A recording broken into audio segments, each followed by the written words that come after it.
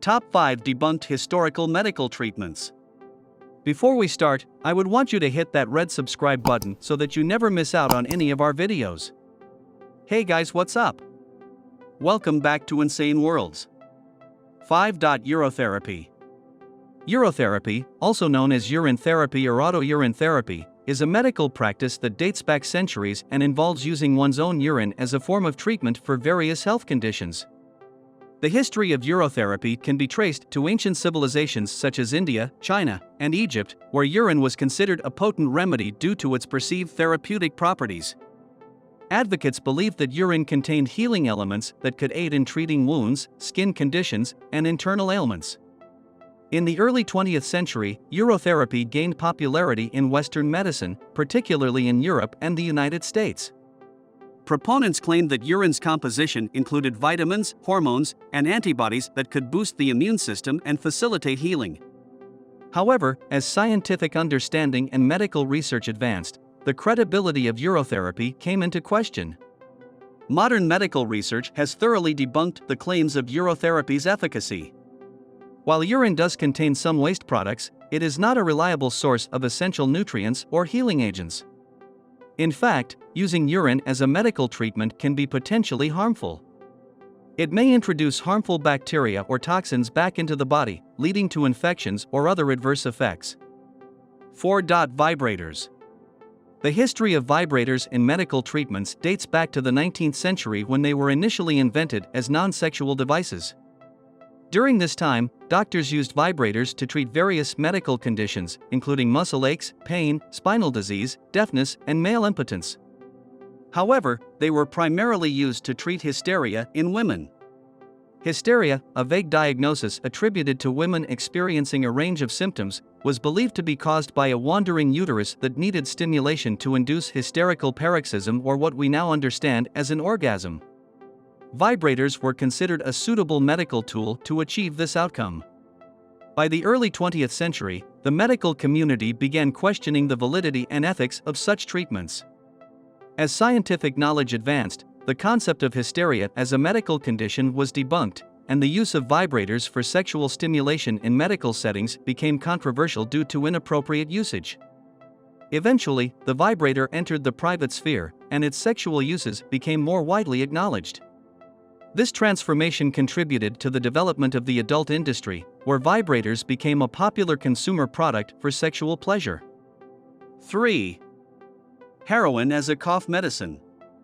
Heroin has a rather intriguing and controversial history in the medical field. It was initially developed in the late 19th century by the German pharmaceutical company Bayer, with the trade name heroin, as a potential replacement for morphine, a commonly used painkiller. Bayer marketed heroin as a cough suppressant and a non-addictive alternative to morphine. Its popularity grew quickly, and it was widely prescribed for various medical conditions, including respiratory ailments and coughs. However, it soon became evident that heroin was far from the safe and non-addictive drug it was claimed to be. Medical professionals began observing its highly addictive nature, leading to widespread abuse and addiction. Over time, it became evident that heroin's potential for addiction outweighed any medical benefits it might offer.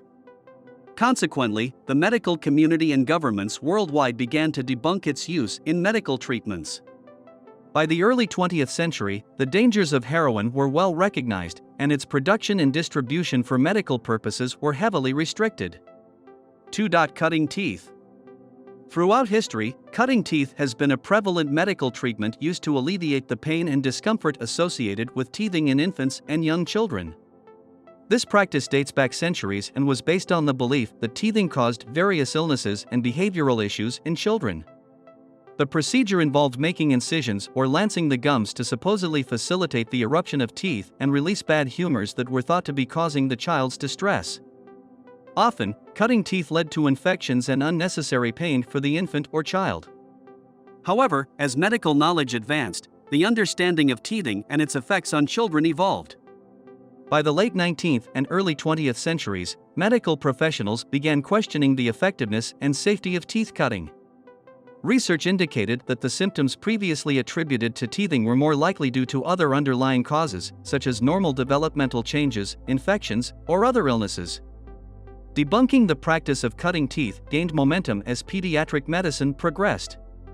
Today, the term cutting teeth is often used to describe the emergence of teeth through the gums, but it does not involve a medical procedure of cutting or incising the gums. Instead, the process of teething is a natural developmental milestone in infants and children as their teeth break through the gums. 1. Trepanning. Trepanning, also known as trephination or trephining, is an ancient medical practice involving drilling holes into the human skull. This procedure dates back thousands of years and has been found in various cultures worldwide, from ancient Egypt and China to pre-Columbian America. Initially, trepanning was carried out as a part of spiritual or religious rituals, believing it could release evil spirits, cure illnesses, or alleviate mental disorders. However, over time, it evolved into a medical treatment for various ailments, including head injuries, seizures, and migraines. As medical knowledge advanced and the understanding of anatomy and physiology improved, trepanning fell out of favor. By the Middle Ages, it had largely been replaced by other medical techniques and was no longer considered a mainstream treatment. The advent of evidence-based medicine and more effective and less invasive medical procedures further contributed to its decline. In modern times, trepanation is generally referred to as craniotomy and is performed with advanced diagnostic imaging techniques to pinpoint issues within the brain. This brings us to the end of our video. I hope you enjoyed it. Hit like if you did, and don't forget to subscribe to our channel so that you don't miss any of our videos in the future. Also, watch the 2 videos that are on your screen because I'm sure you'll love them. With that, I'll see you in the next video.